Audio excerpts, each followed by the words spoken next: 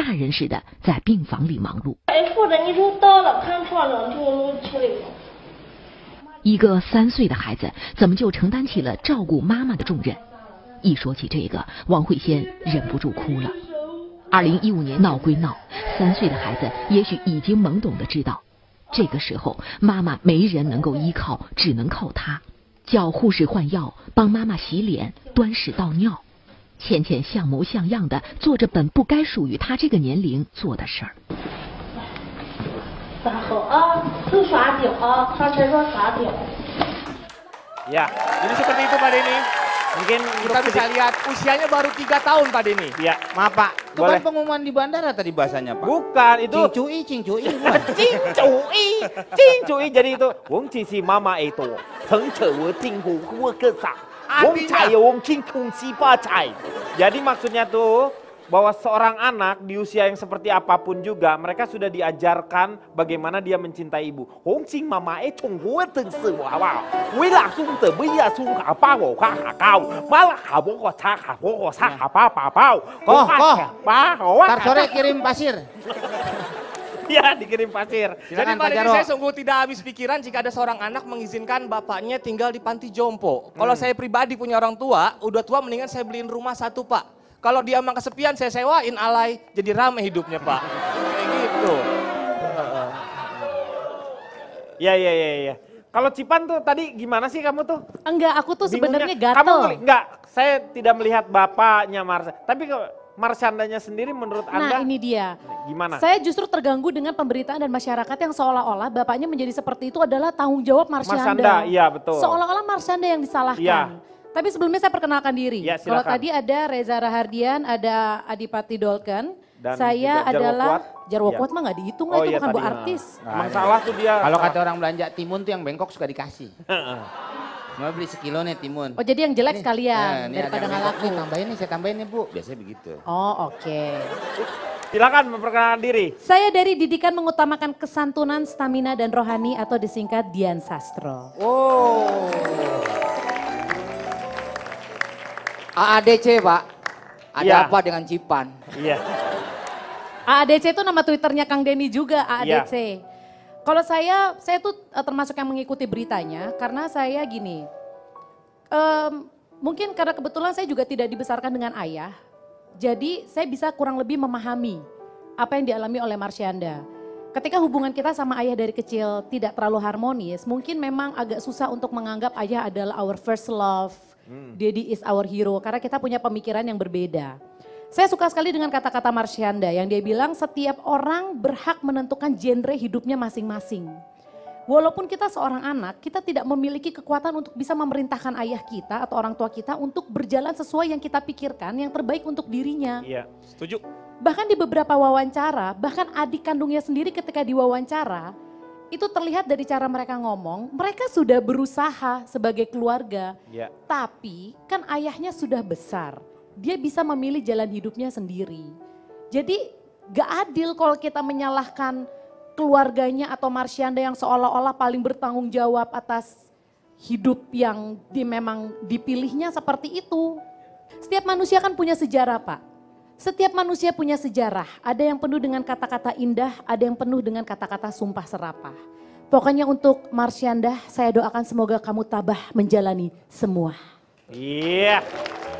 Jadi pada prinsipnya semuanya yang harus diingat oleh bapak-bapak di seluruh dunia, kalau misalnya terjadi sesuatu pada anaknya itu, kalau misalnya ada masalah-masalah kecil itu, betapa pentingnya figur seorang ayah dalam sebuah keluarga itu. Betul. Makanya saya ingatkan untuk menjadi ayah itu penuh dengan tanggung jawab. Kalau Anda mau kemana Meng? Ya Bapak mau Saya kemana? kan mau ke depan sini. Silakan, kalian mau pergi.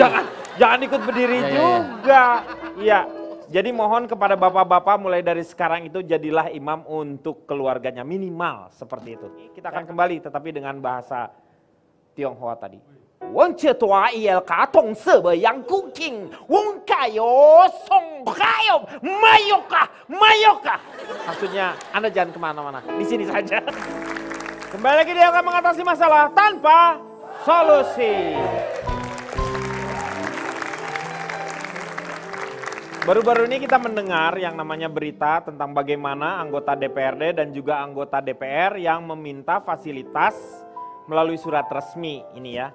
Yang pertama adalah diajukan kepada Menteri PAN RB, yaitu Menteri Pendayagunaan Aparatur Negara dan Reformasi Birokrasi. Ya, itu ya. Yang minta anggota DPRD, kebetulan beliau itu adalah koleha karena satu partai. Beliau DPRD. Beliau kebetulan koleha di satu partainya. Hah? Kolega, kok koleha? Belanda ini bahasa Belanda. Jadi kan Belanda nggak apa-apa, Ci. Belanda, Koleha. G dibaca, hah. Ini ejaan zaman dulu mungkin yang belum disempurnakan. Teknologi. Kan dulu Kang Deddy sekolahnya di Stovia ya. Stovia saya. Ya, Stovia. Saya di Sama- Utrecht. Oh di Utrecht dulu. Saya Utrecht waktu Belanda. itu. Hebat. Kebetulan saya memang dibesarkan di Leiden. Bisa bahasa Belanda Kang Deddy? Ah enggak, karena di Belanda juga ngobrolnya sama orang-orang Sunda, jadi orang Sunda deh begitu. Jarang ngobrol sama orang Belanda. Saya 3 tahun di Amsterdam. Sudah Pak, langsung Pak. Pak, Dia enggak tuh- ini jadi ngaco lagi nanti. Dia- Bapak harus terus. dia 3 tahun di Amsterdam ya Pak ya?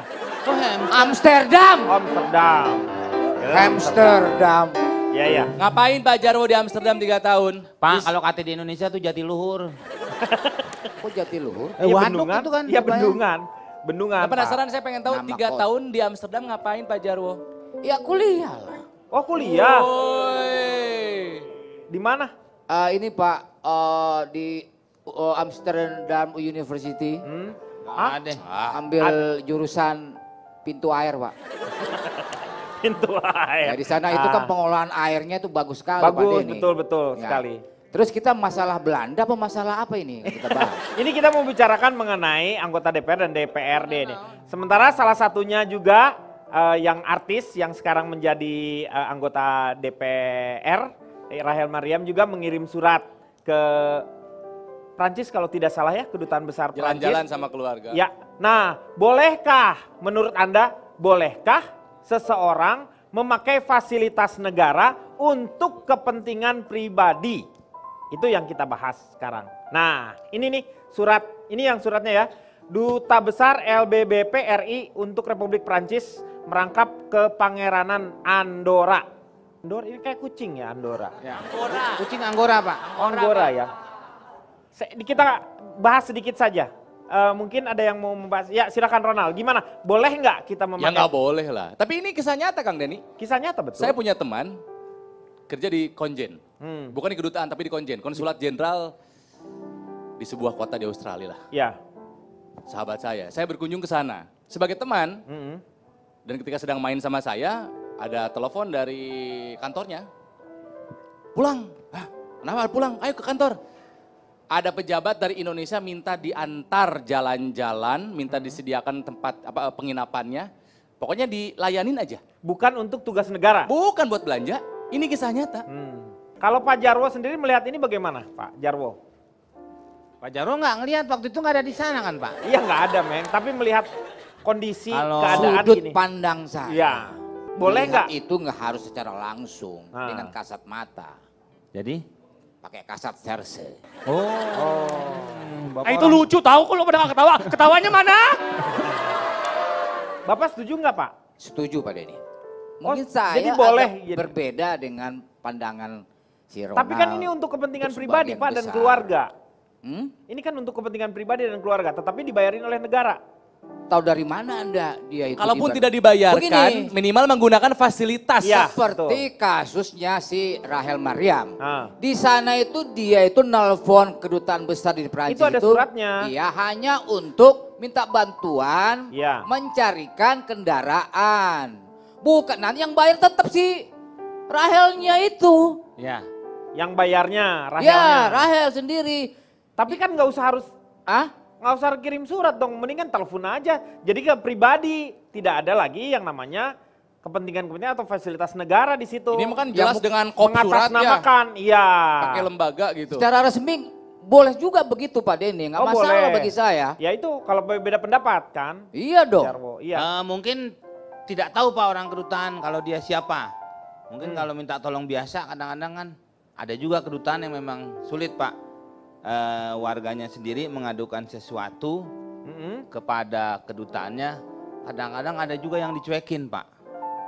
Nggak ditanggapi. Ada juga seperti itu. Kayak saya pernah berada di luar negeri, Pak. Saya waktu itu mengadu kedutaan Indonesia yang ada di Amerika. Tapi mereka tidak menanggapi. Kenapa? Karena saya waktu itu adanya di Hong Kong, Pak. Pak Jarwo, mau tolong coba. Ini kan gimana coba Pak? Masa kan dia di Hong Kong. Pak Denny bisa menilai kan siapa yang PA saya apa dia. Yang dari awal yang bikin kacau itu kan dia kan. Pak Denny percaya kan sekarang kan? Percaya. Siapa yang benar, siapa yang salah. Iya benar. Kalau Sisi setuju nggak? Saya sih sebenarnya mengerti sih, mungkin mencoba memposisikan diri menjadi Rachel Maryam. Boleh, gitu. Mungkin dia juga lagi ada di sana. Ya betul, saya mau minta bantuan kok ke Konjen, dan memang kalau di media-media yang saya baca sih katanya memang cuma minta bantuan gitu. Nanti yang bayar semuanya ya dia. Yang namanya kita sama warga negara Indonesia saling bantu boleh lah, apalagi dia kan juga dia berada di negara lain. Dia ada di negara lain, lalu minta bantuan sama konsulat jenderalnya yang nggak salah menurut saya gitu. Sebetulnya interpretasinya aja nih kayak gimana. Jadi makin beragam ya, tergantung dari persepsinya. Sekarang kita membahas masih di DPR nih ya. Kita akan membicarakan mengenai perpustakaan baru DPR. Ya lama lagi. Sekali lagi. Walah dah. Bikin perpustakaan aja sampai ngabisin 500 miliar. Memangnya yakin kalau sudah di perpustakaan yang harganya setinggi langit ini bisa bikin minat baca barang dewan bertambah? Ayo dipikir-pikir dulu.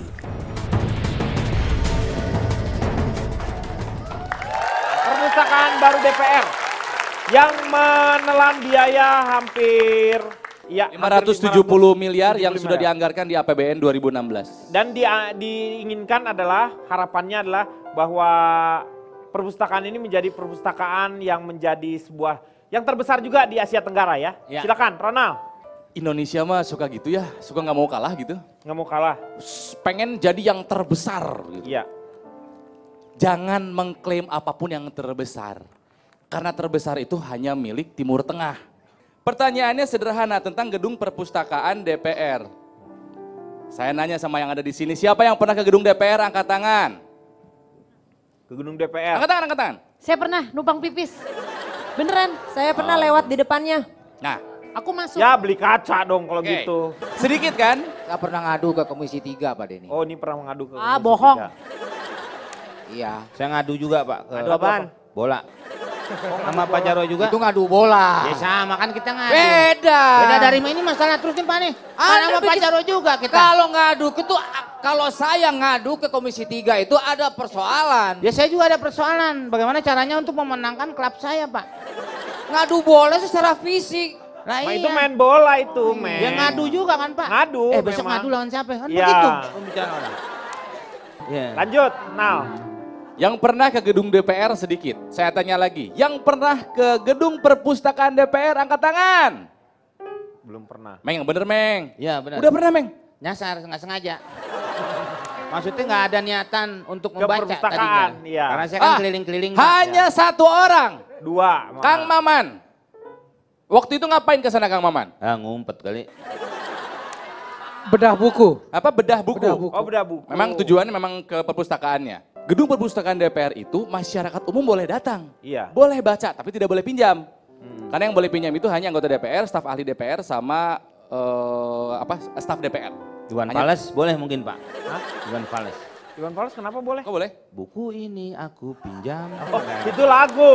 Ya, itu mungkin lagu. ya. Boleh. Itu lagunya. Itu kan di sekolah, Meng. Di kantin depan kelasmu. Bukan di DPR. Bukan. Bukan di DPR.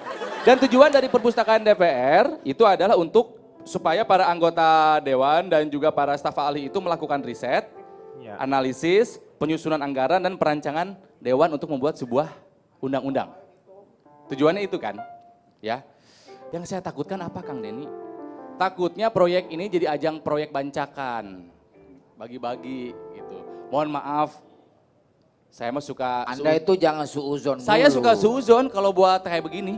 Ini Pak Denny, perpustakaan DPR ini akan menjadi perpustakaan terbesar di Asia Tenggara. Cakep tuh Pak Jarwo. Begitu megahnya sebagai rakyat yang diwakili dan rakyat Indonesia bangga Pak Denny. Kita punya gedung perpustakaan yang megah. Ada yang bisa dibanggakan Pak Jarwo bener ya Pak ya? Ada. Cakep, saya pro sama Pak Jarwo. Jangan terlalu ambisius kalau minat bacanya saja masih rendah. Apakah ada kaitan Kang Denny antara kualitas dan kinerja anggota DPR dengan kondisi perpustakaannya? Ada nggak? Tidak. Kalau menurut saya tergantung. Menurut saya tergantung. Iya. Tergantung apakah para anggota DPR itu lebih sering membuka matanya untuk membaca buku di saat waktu mereka senggang atau lebih banyak matanya dipakai untuk menutup pada saat mereka sidang. Kalau menurut mereka dengan adanya ruangan baru mungkin akan tambah minat lagi untuk membaca. Amin. Menurut mereka. Amin. Saya bukan amin, saya mudah-mudahan. Saya aminkan saja. Tapi gini Kang Denny. Tapi setidak-tidaknya akan menumbuhkan minat baca dari para anggota dewan. Harusnya mereka sih tidak. Bisa